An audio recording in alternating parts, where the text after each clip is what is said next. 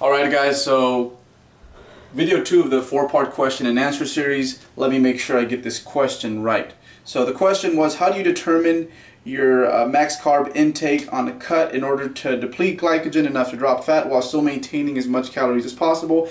And should you raise your fat or carbs or both? Great question, because that's my motto when you're dieting.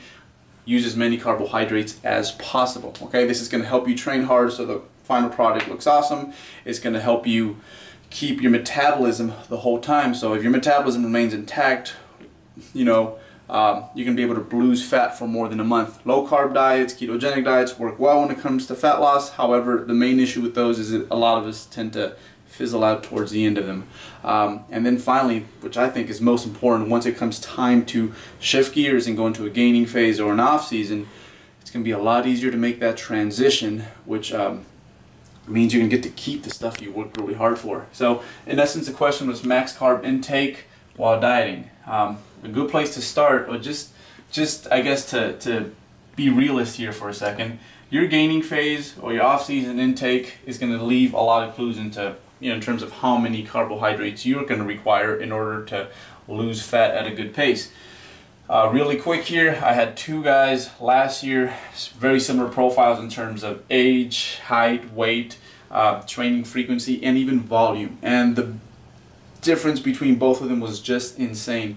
One guy was at 300 grams of carbs during the peak of his off season. The other guy was on, get this, 1,000 grams of carbs. So obviously their carb intakes were very, very different once it came time to get into a fat loss phase. Yeah, it's going to look very similar in terms of, you know, what you do in the off season. Cardio, I wanted to put this up here because, again, the goal is to eat as much as possible while still dieting. And I think if you're okay with doing a little extra cardio, that's another good way to just add a few extra grams of carbohydrates in there. I think a good rule of thumb here would be, don't start off your fat loss phase with more cardio sessions than you have training days. Days where you're weight training in the gym, at least not coming out the gates. So while I love to keep cardio to a minimum, if this makes you happy and lets you diet with a smile on your face, I am all for doing a little extra cardio, but keep it under that rule of thumb I gave you there. Find the threshold, and that's what we're going to do next. We're going to find out, and we're going to use a few just good formulas that I think work for most. And we're going to find the threshold. We're going to dip down to, I guess, the most pessimistic carb intake, and we're going to build from there, and I'm going to show you how. So first of all, we're going to start this setup, and we're going to use pounds, by the way, simply because that's what I use.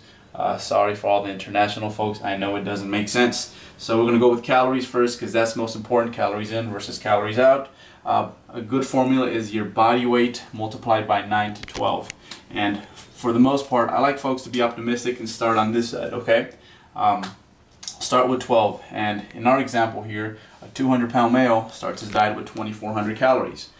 And then after that, we're going to set a protein anywhere from 1 to 1.5 grams per pound. We went middle of the road here, so we started this person with 250 grams of protein, which is going to use up 1,000 calories of our 2,400 calorie budget.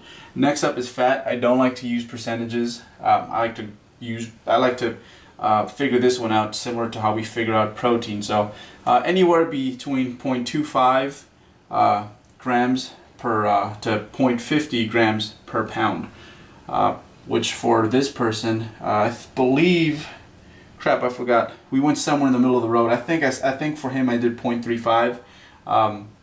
He ends up at 60 grams of fat per day, which uses up another 540 calories. And next up is carbs, and basically anything, any of the essentials. Once the essentials, which is your protein, your fat, those we do need. Carbs are optional, but if you want to do great things, you're going to need carbs. We're going to use all the leftovers for carbohydrates. So after doing all this, we have 860 calories left and 215 grams of protein. And remember that video on ranges and that dude that comes up to me with like his carb intake, and it has like it's like 318 or something ridiculous like that. we're going to round them up to 225 just because it makes it easier, it keeps it cleaner. So the numbers, after going through all this mess here, we have 60 grams of fat, 225 grams of carbs, 250 grams of proteins, and that's how I like to list my numbers, by the way. It's fat, carbs, proteins, just like on the nutritional label. So this is where we start our fat loss phase. What happens next? Simple. We sit back and we take notes, and we're precise about hitting these numbers, and once I guess we can prove via weigh-ins and all that data that we lose fat on these numbers, the next step would be to slightly increase carbohydrates, and I would increase them on a weekly basis. So 225, let's say this 200-pound guy goes from 200 down to 197 his first week. Okay, well, we know for sure this person can lose on this amount. What are we going to do next? And this was at 225 grams of carbs. What happens next is, if that worked, well, let's push it. Let's be children and try to test out the boundaries here. Let's do 250 this next week, and if we go from 197 to 195, well then, holy crap, we know that 250 works.